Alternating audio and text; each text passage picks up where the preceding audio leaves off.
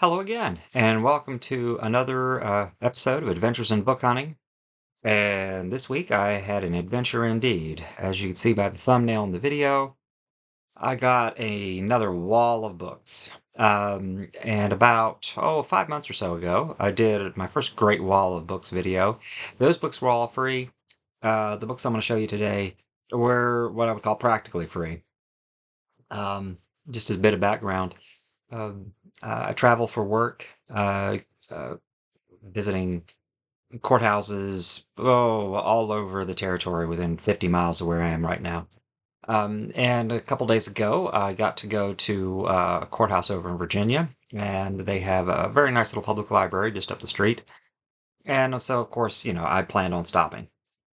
It's been a very fruitful place to look for interesting books before. Virginia, if you don't know, typically, at least in the libraries I go to, always seem to have very nice sale sections. Uh, there's always a bookcase with books that either the library is selling directly or that a Friends of the Library Association is selling. And so, whenever I'm working over on the Virginia side, near one of their public libraries, I'm going to go. Uh, when I went a couple of days ago to this particular library, they had a good number of books, several bookcases, with lots and lots of books marked for sale.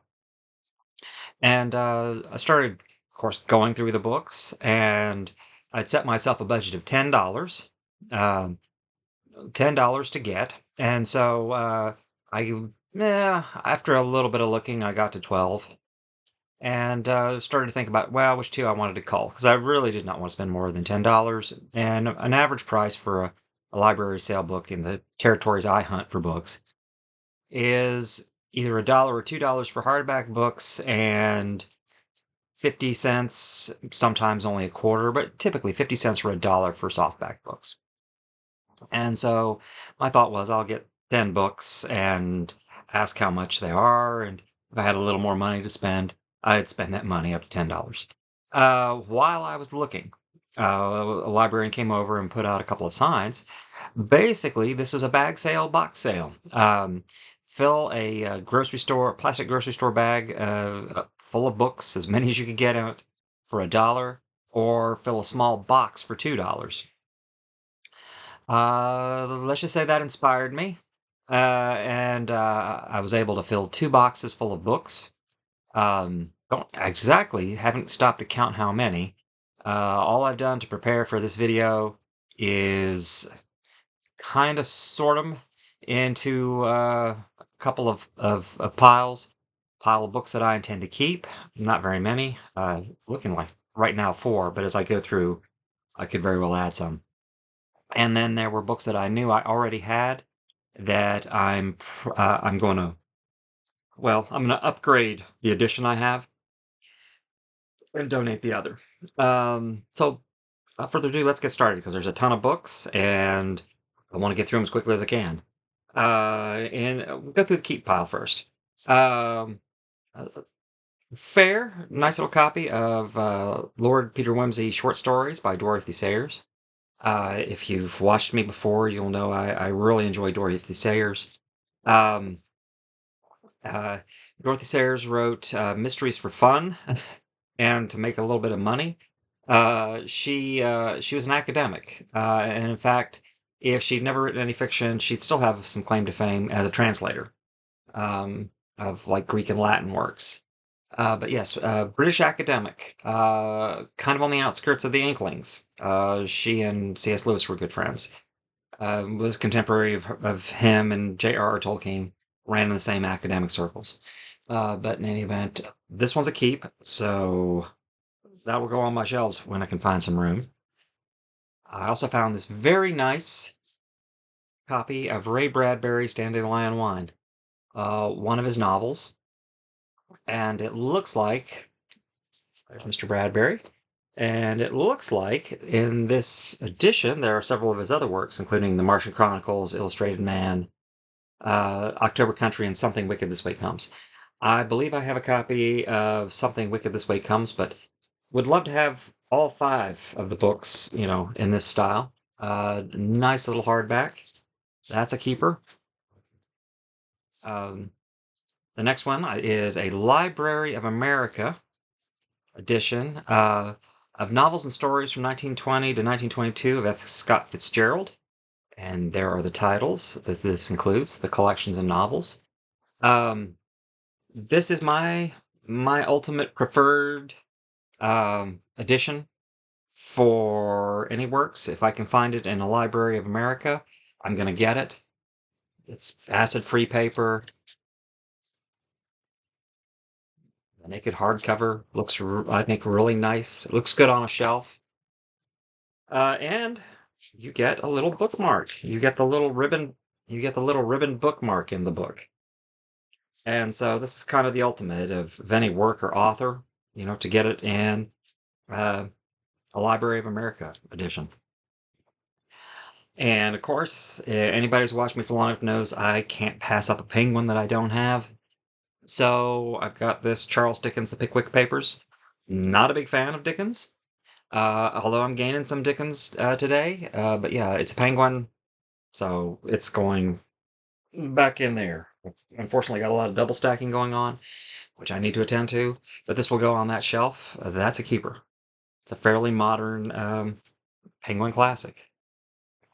Next are books that I found that I already had a copy of, but I'm gonna swap out. Here's my old Penguin classic, Jane Austen's Persuasion. And here's a slightly more modern one that I found. Same book, just like I say, a slightly more modern edition with a new cover illustration. Like I said, this is what penguins look like right now. You have the black and white penguin with the white stripe. They got rid of the little orange accents. See, author name and the little logo have that orange. So this is what if you went into a bookstore right now but to buy a brand new Penguin, this is what it would look like.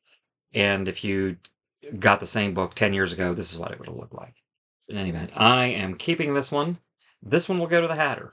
So, Jane Austen fans, there's a nice Penguin coming your way. Let's see. Next, I already had this copy of Jude the Obscure by Thomas Hardy in Signet Classic. And a couple days ago, I found this one. And this is a slightly more modern Signet Classic. As you can see, it says Classics on it, which they've done for the last 12 years or so. That's how you can tell a modern one from an older one. This one looks like it has a little, the one I found looks like it has a little more critical apparatus in it. New introduction, new afterword. And as you can see, it's a good bit thicker than the one I had before. And I kind of like the art on the new one a little better. So, once again, that one will go to the Hatter, and this one will stay with me. Now here was a real decision. This is the one I already had. This is Sherwood Anderson's Winesburg, Ohio, and yeah, there we go, Winesburg, Ohio, in a Modern Library Classics edition. But I think I'm going to go with the book I found in the library sale a couple days ago. This is, of course, is a Signet Classics, so it's a fairly modern Signet, and like I say, as far as aesthetics, not a whole lot of difference. I do like the art style a little more on this one. But in any event, this one will take up less space. I like Modern Library, but like I say, all things considered, I think I'll donate this one and once again keep the new one, or new to me one. All right. Now here was an interesting one. I found this very, very attractive deluxe Penguin Classic. Yes. Of Great Expectations and Tale of Two Cities. So two novels in one by Dickens. And of course, like all Penguin Deluxes, they've got it taped down. I need to fix that. But you have French flaps, deckled edges. This is the high-end Penguin Classic. And apparently Oprah's Book Club liked it in 2010. But But no, but the big thing is it's a nice sturdy um, Penguin Deluxe, and I will keep this one. But in doing so, I'm getting rid of my two individual ones. Tale of Two Cities by Dickens and a Signet, and Great Expectations and a Bantam Classic. And of course, if you followed me for long, you know this is one of two books that well, how should I put it? That I was less than honest in stating whether or not I'd read it. I was assigned this book in the ninth grade in English class. The whole class had to read Charles Dickens, give a report on it. I read the first 5 chapters. I read 2 or 3 chapters throughout, and I read the last couple of chapters. Did a book report and got a B. Now, that should tell you something about Charles Dickens and one of my critiques of Charles Dickens. But no, I was a little dishonest in saying claiming at one point that I'd read this book. But anyway, these copies will both go to the Hatter. If you're into Dickens, these are both very nice editions, and they will be available.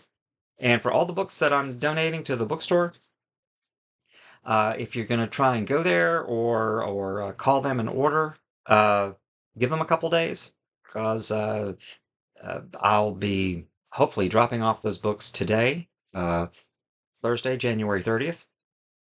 And it usually takes them 2 or 3 days to get the books in. They're going to clean all these books. I've done some work on them, but they're going to do more. Then price them and put them out on the shelf. So, like I said, just give them a little bit of time, but they'll have them very soon. Now, off to my side here, I've got a table covered with the rest of the books, and we're just going to go through them as quickly as we can. First off, we've got Mark Twain's Letters from Hawaii. I probably already have this. I'm going to go ahead and donate it to the store. But yeah, interesting Polynesian style art, and by all accounts, it is what it says it is. It is the correspondence that Twain produced and did when he was traveling in the Hawaiian Islands, or in those days they probably called it the Sandwich Islands. They meant nice little letters collection. If you're a Twain enthusiast, you'll know where to find it. Let's see, where should we look next? All right, let's get this stack next.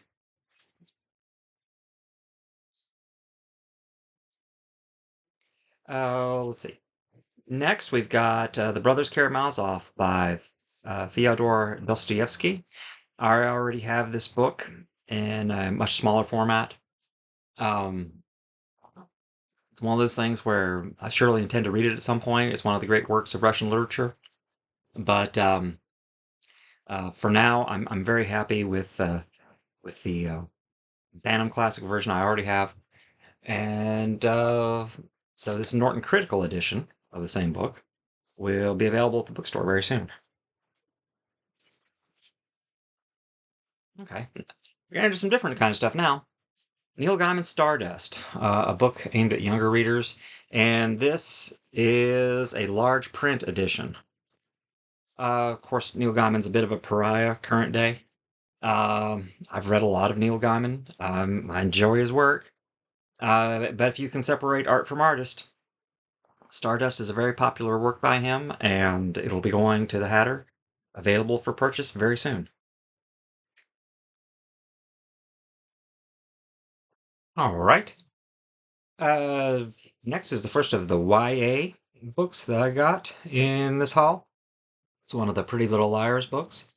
From what I understand, still popular. The bookstore always is on the lookout for this kind of thing. So once again, if this is your thing, it'll be there soon.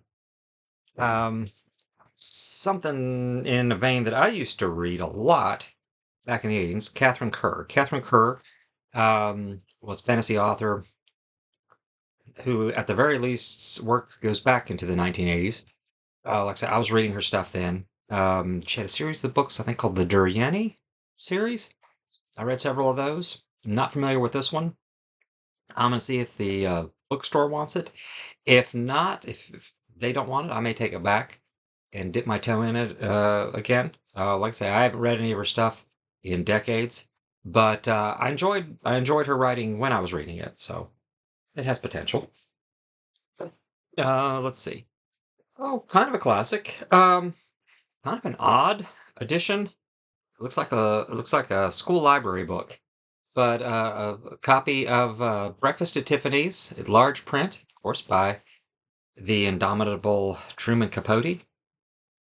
Um, the only Capote I have read is In Cold Blood. Uh, but once again, uh, probably most famous for this book and In Cold Blood, but both, of course, which were adapted as films. But that one's going to the Hatter. I'm pretty sure I've already got a copy. Let's see here. Where to go next? Let's do these. Let's dip our toe back into the classics for a second. Um, this was the second collection of F. Scott Fitzgerald stories that I got. Uh, like I say, I'm trying not to be a dragon. So this one will go on to the bookshop. This one probably covers more material than the Library of America volume I showed you a few minutes ago. But you know, uh, he wrote The Great Gatsby, so a book that many of us are forced to read in school to this day. But yeah, the classics are always in demand, and so this one will go to the Hatter. Um, Next, I'm going to show these at the same time. They are two Dickens books, neither of which I can't honestly say I've ever heard of them before. Our Mutual Friend and Little Dorrit. Um, they're both in Oxford Classics from Oxford University Press, and the only way I would keep these is if they were Penguin Classics Black Spines. Once again, uh, I may be missing something, but Dickens has never been my thing. Uh, uh, I remember reading the first page of Tale of Two Cities, and for the entire first page, just my mind was screaming, "Please get to the point." Uh, and like I say, I've read some Dickens. I actually have read Great Expectations, Christmas Carol, of course. I've read some other stuff in I am, but it's not my thing. And like I say, I'm not familiar at all with these two books, so they are gone. Oh, okay. Yeah, let's go here next. Um, Next, something a lot more modern. It's Margaret Atwood's book, The Testament, a sequel to Handmaid's Tale, and this is a large print edition. And for libraries and bookstores, actually, especially used bookstores, um, these are always pretty marketable.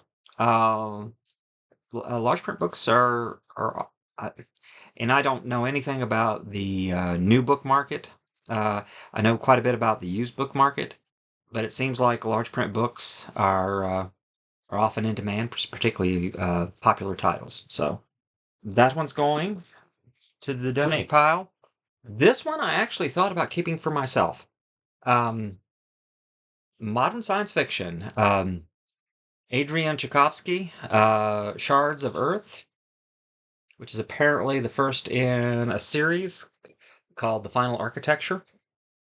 Uh, uh, as you may have gathered, if you've watched me enough, I've read more in the 1980s than I've read probably in the rest of my life combined. In those years, I was literally reading 100 plus books every year. And I read a lot of science fiction, a lot of fantasy. And so if it was something published then, or if it was a classic then that I read, yeah, I can probably talk to you about it. This is a lot more modern, but he's a very popular author of what's called hard science fiction based more on technology and engineering than on the social sciences. Um, in any event, it's a nice shape, and if I'm not mistaken, this isn't even ex-library. No, it is not. This is just a book that was probably donated to the library that they didn't want to put into their collection for any reason. But anyway, this very nice edition is going to the bookstore today and will be available for purchase probably in 2 or 3 days. Okay, let's see here. Um,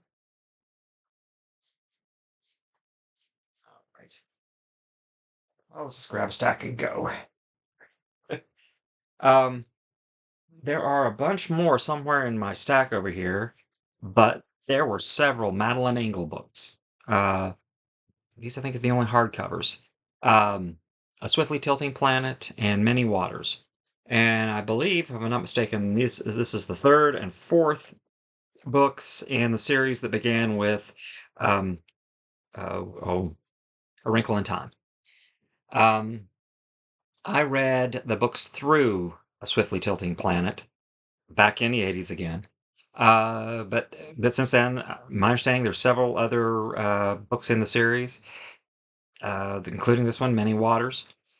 And like I said, I enjoyed reading them. I enjoyed the characters.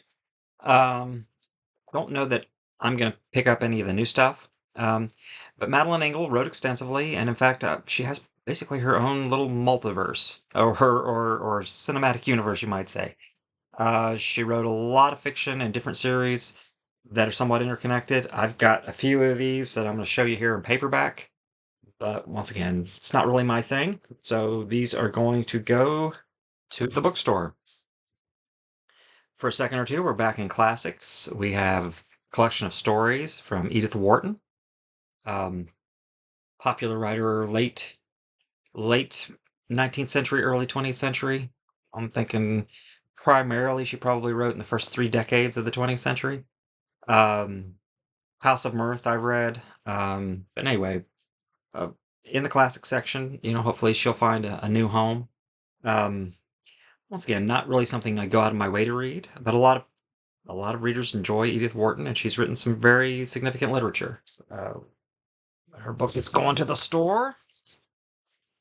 Oh, kind of what my granddaughters would call a pretty book. Um, this is a Gruyer's classic from their World's Classic series of, if you can see, Gulliver's Travels by Jonathan Swift. I have a Critical Norton paperback up there, which is more than I need. Um, had to read Gulliver's Travels in college. Uh, it was interesting. More for the social commentary than the prose, but no, it's well worth reading, and you'll be able to get this nice copy at the store very soon. Oh, this one is quite interesting, I think. It's a biography of Oskar Schindler, um, which most people will recognize as the main character from the film by Steven Spielberg, Schindler's List. And this is a biography that encompasses uh, Schindler's life, um, uh, uh, letters, diaries, original research, and also includes the film, how it portrays Oscar Schindler, and from what I'm reading on the Dust Jacket, um, how the film differed from real life. What was Schindler really like?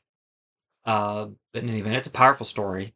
His story is a powerful story, whether you're reading the actual facts or the dramatization from the film. An amazing person, a complex person, far from perfect, but I think we'd all agree did some great good in the world. Okay, the next one I've got is a Larry McMurtry, which I'd not heard of. When the Light Goes. Um, let's see. I believe it's a sequel to one of his other books, but I'm not seeing it right quick. Um, oh, actually, it's a sequel to The Last Picture Show, which I have read. Um, my thoughts are I will probably keep this one and tell my friends at the bookstore that I've got it. I'm accumulating Larry McMurtry. Really enjoyed Lonesome Dove. Like I said, read some of his other stuff, read The Last Picture Show. If I found a copy of The Last Picture Show, I definitely keep that. But I think I'll hold on to it and put it on what I call my reserve shelf. Um, when a Larry McMurtry enthusiast puts in a request at the store, I'm more than glad to bring all this stuff in. But I think I'll hold on to it for now, and I do that from time to time. Because if you run a used bookstore, inventory is limited. In fact, the reason I got all these is because the library's inventory is very limited. They were clearing out a section of the library facility for new stuff, and so they had to get rid of a lot of the old, and that's why I got, like I say, all this practically free. Remember, $4, and I'm maybe only halfway through, at least mass wise. Um, the next is three books by a fantasy author named Barbara Hambly. Read a lot of her in the 80s. Wet Grave, a suspense novel, it says. Good Man Friday, and The Kindred of Darkness. And from just glancing at the dust jackets, uh, seems like it's gonna be like paranormal mystery stuff. Might be vampires. Um, Anything. If that's in fact, this one is a J. Asher vampire novel. So once again, if it's anything that is of interest to you, by now you know where to find it. This was a neat little book. Um, I've got awful glare going on. There we go. Um, David Herbert Donald, writing about home life, personal life of Abraham Lincoln and his family. He wrote a very significant one-volume biography of Lincoln about 30 years ago. As I recall, did pretty well, prose wise. It was pretty readable. Um, I've got several Lincoln books, and I've thought for a second about keeping this one, but I probably won't. Uh, Lincoln interests me, but I'm not an enthusiastic Lincoln reader. As I've said a few times before, I do not worship at the shrine of Saint Lincoln. Um, Lincoln is an interesting historical character, but not one of my heroes. Oh, let's see. All right. Let's do these as a set if I can. I am missing one. Aha. Okay. Try and save myself some time. uh, this is a set, I think a complete series, if I'm not mistaken. The series is, oh, let's see if I can find one where it lists it. Yes. This is the Shadow Children sequence or series by Margaret Peterson Haddix. Uh, like YA science fiction. It was in the YA section of the book sale. Anyway, I'm just going to show you the books as an aside. It's not the kind of thing I read now, and I don't have a grandchild who's really, well, I have one, my oldest granddaughter, maybe, but I don't know that would really match her reading tastes. So, in any event, they're all in really nice condition, and they're bestsellers. I mean, they've sold millions of copies. So I hope we can find them some good homes here very shortly. Only thing I didn't like is they're in three different formats. I've got trade paperbacks, uh, mass market, and a hardcover. So I don't have a uniform set, and some people like that. All right. This one tickled me. If the store doesn't want it, I will gladly take it back. But it's supernatural. Basically, I guess I'd call it supernatural Western stories.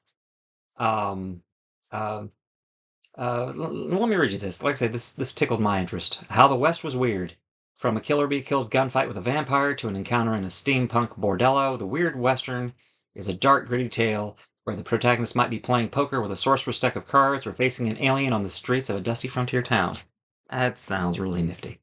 But anyway, and some of the authors that have contributed, I know and know well. Alan Dean Foster, Orson Scott Card, Jeffrey Ford, I know. Mike Resnick, I know. Beth Revis, I know. Walter John Williams, he writes really funny science fiction. Well, comedic science fiction. But anyway, let's say some known authors in here. Edited by John Joseph Adams. Like I say, I'm kind of hoping the store doesn't want it. If they if they don't, it'll come back. But otherwise, we'll let somebody else get a crack at it. Oh, this is another one in the almost keep, and I hope that the store doesn't want it. Uh, the name of the book is The Man Who Hated Sherlock Holmes by James Plusted Wood. And of course, the man who hated Sherlock Holmes was the author of Sherlock Holmes, Arthur Conan Doyle, who truly did come to hate the character. Um, Well, goodness, folks, he killed the guy off because he didn't want to write about him anymore and had to bring him back by popular demand. Uh, Doyle truly did have a love-hate relationship with the character, but I've read most of the Holmes stuff. It's good, clean fun. All right, this was neat. This is a movie tie-in of I believe, Disney movie. Let's see. No, apparently not. Uh, Looking at the back, because I remember watching this movie. Looks like it was part of the Weinstein Films group. But no, it's kind of a modern fantasy book about a young girl who has a pig's nose and her making her way through life and trying to make the best of her situation. And let's see this.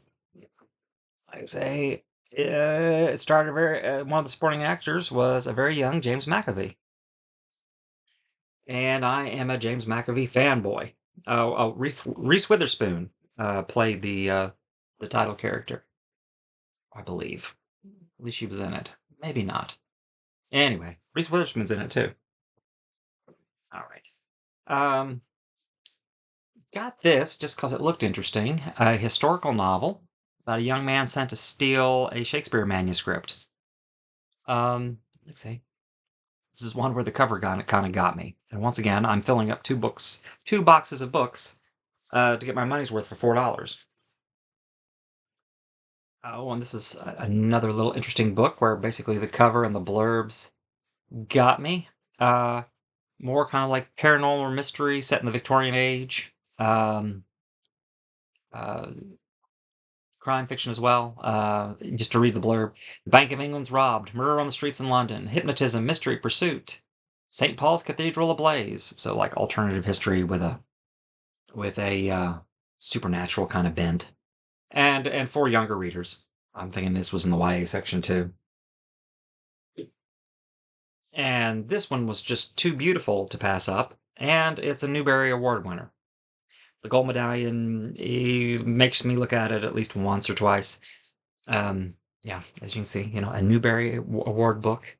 Um, Basically, fantasy for young readers, The Girl Who Drank the Moon. And it had a too cute bookmark, which I will leave in the book. But basically, anything that has a Newbery medal on it, I'm going to consider getting if I can get it reasonably. Because there are completists out there who want every Newbery Award winning book that there is. Trust me, folks, we are getting close to the bottom. Let's see. Yeah, part of a theme we got here. Forever Rumpole, the best of the Rumpole stories by John Mortimer. This was originally a BBC series that John Mortimer wrote the stories for. Um, it's the story about the adventures and misadventures of a British barrister. So, like courtroom drama and comedy, fairly popular. He's often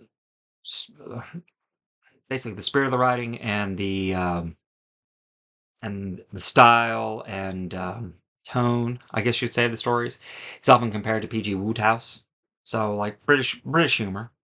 I've read a couple of the Rumpole novels. Um, but in any event, it's one of those that's going to fall into that category. If the store wants it, great, because it's a nice book in really good condition. And there's got to be some more British barrister fans out there than me. But if not, I'm glad to take this one back. Oh, here's a classic: 2001: A Space Odyssey by Arthur C. Clarke. And it's got one of those indestructible library plastic cases on it. No, a nice little addition. And this is one of the seminal works of modern science fiction. And an interesting movie, starring Stanley Kubrick. Well, or directed by Stanley Kubrick. I don't think I know the names of any of the actors, but it was an interesting little film, very thought provoking, and like I say, if you're a serious science fiction reader, it's on your must have list.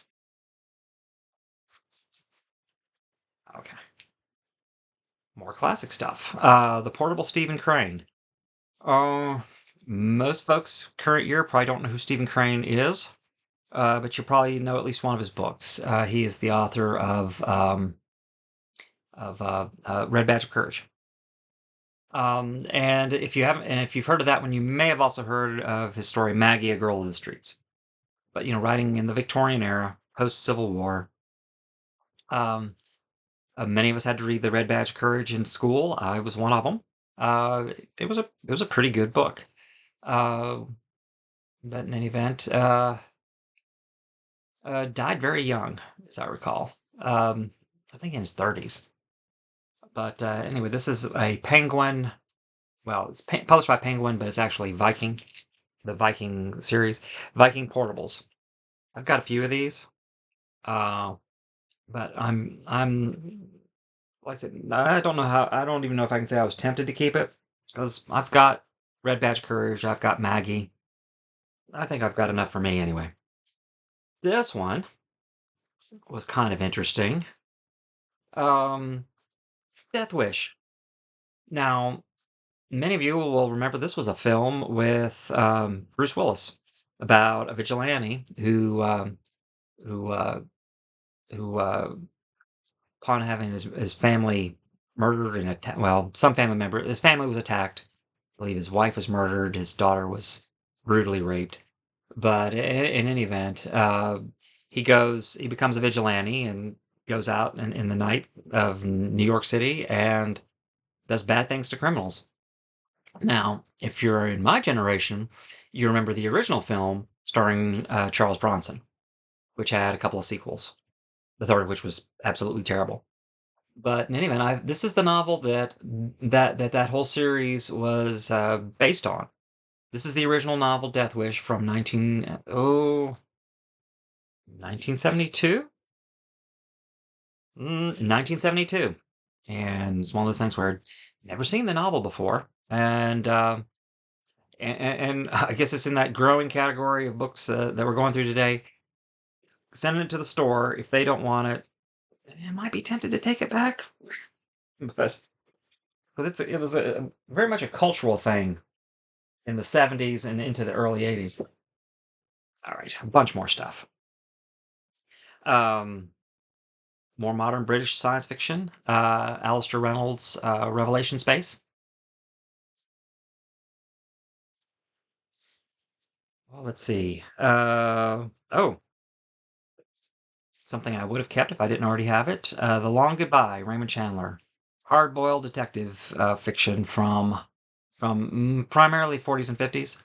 And this was actually a movie tie-in. Apparently, it was made into a film starring Elliot Gould as the title character, Philip Marlowe.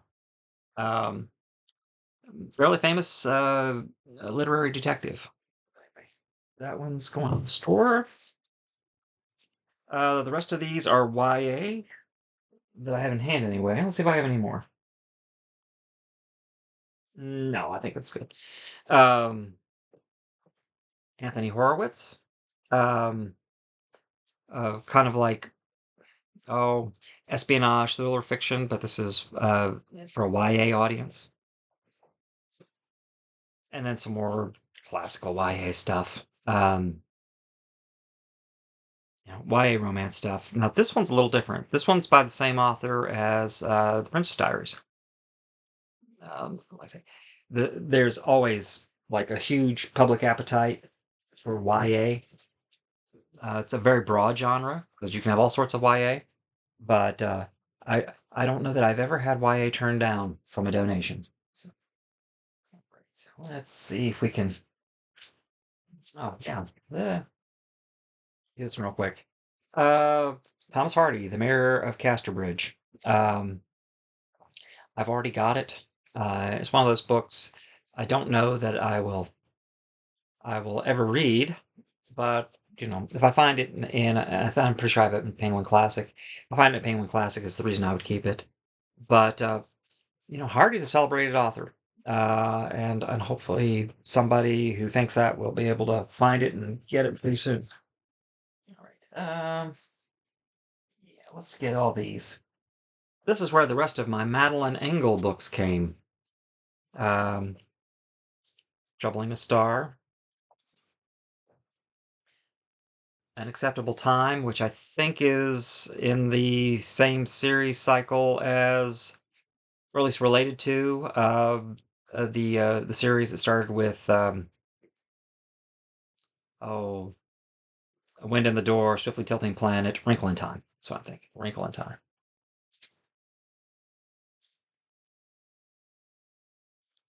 Arm of the Starfish, fiction about young folks. Once again, as they'll tell you, by the author of A Wrinkle in Time. And this one is also by Madeline Engel, and I may actually know a little bit about this one. Seems to me that about 20 years ago there was a Disney Channel original series based on this book, and it's of course a Newbery Honor winner. It's not didn't win the award, but it's basically one of the runners up, and it's Madeline Engel. So of course, got it. It's gonna go. Let's see.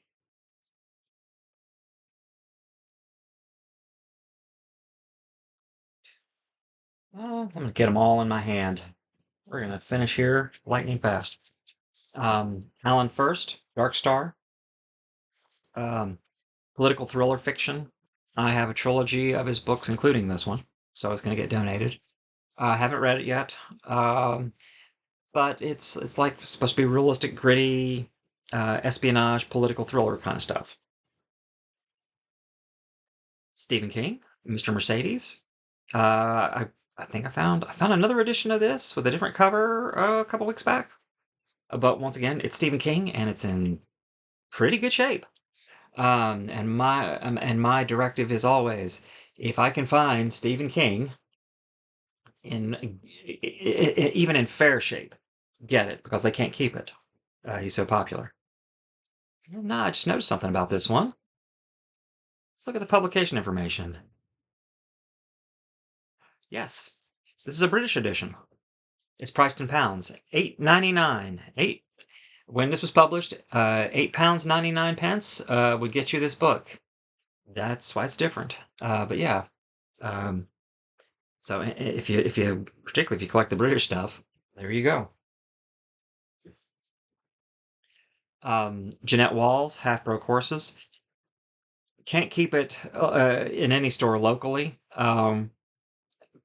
mainly because of Glass Castle. One county over for where I am now, McDowell County, is the setting for a third of her memoir, Glass Castle, and folks have a love-hate relationship with the book locally. Um, but no, it's very popular. In this house, there are at least two copies. My daughter has a copy. I have a copy. And in looking at this one a little closer, this might be a British edition too. No, no, it's American. It's American. It's just no. It looks like it's American, but once again, it's priced in pounds. I don't see it priced in dollars. In any event, it's Afro Courses in really good condition. Pocketbooks. I've never seen this edition before. That's why I'm having questions about it. Huh. I don't know. But anyway, I'll let the store figure it out. Because in fact, my understanding is they've already got a customer who wants a copy. So this one's pretty much already sold. And what have I got left? Four books. Two vintage, well, slightly vintage copies of C.S. Lewis's Chronicles of Narnia. Um, but they can't be too old because they're under the mistaken impression that book six is the silver chair. Whereas if you read them in the appropriate order, you'll know that the silver chair is indeed the fifth book. Sixth book chronologically, fifth in order of publication, and you read the books in order of publication. You do not read them chronologically. You lose the fun if you read them chronologically. All the surprises in here and in here, you lose. So don't do that. The sixth book in the Chronicles of Narnia is The Magician's Nephew. Trust me. All right. Oh, and lastly, some more like Victorian style fantasy by Patricia Reed and Caroline Stevmer. Uh, And it's hard to tell, but you see, that is all raised. That gold glitter. Once again, the cover got me on this one. This book just looks too cool. I can't pass it up. And it's fantasy directed, for a YA audience. So hopefully it'll do well. This is probably the oddball out of this entire haul. And it's the last one. Women Who Run with Wolves, Myths and Stories of the Wild Woman Archetype. So it's like, oh, I would put it in the same vein as books about mythology, like what you'd read with Joseph Campbell or Bullfinch. They're talking about a literary trope. But anyway, an academic book and you can tell it's an academic book because the author is Clarissa Pinkola Estes, PhD. See, that tells you what you're in for. If it were more like literary criticism, probably not. Let's see. I will bet the author has a PhD. Yes. Okay. Uh, Clarissa Estes, PhD, is an internationally recognized scholar, poet, cantadora, keeper of the old stories in the Latina tradition, the senior Jungian psychoanalyst who has practiced and taught for 25 years, and is the former executive director of the C.G. Jung Center for Education Research. Yes. Very much like Joseph Campbell then. Um, oh, and yeah, back in my book dragging days, there would have been no question I would have kept this, but I just don't have the room. Um, so who knows? If the store doesn't want it, it may come back, as is the story with a lot of these. Shoo, this is a long video. This is probably the longest video I've ever done, but of course it's also the most material I've ever had to process. Uh, great haul. Great haul. Well, tons of good stuff, both for me personally, for the store, and actually, there's a couple books I have not shown you that went to family members. But it's one of those lessons about book hunting. If you've stuck around with me till here at the end, just a parting word of wisdom. Um, Book hunting a lot of times is just happenstance. 5 months ago, I did a video called The Great Wall of Free Books, where I got almost as many books as this absolutely free. And it was just something that I just kind of stumbled upon. I did a haul about 8 months ago where a local private school closed down. I found out about it the day of the sale and got to go in and get a huge number of books absolutely free.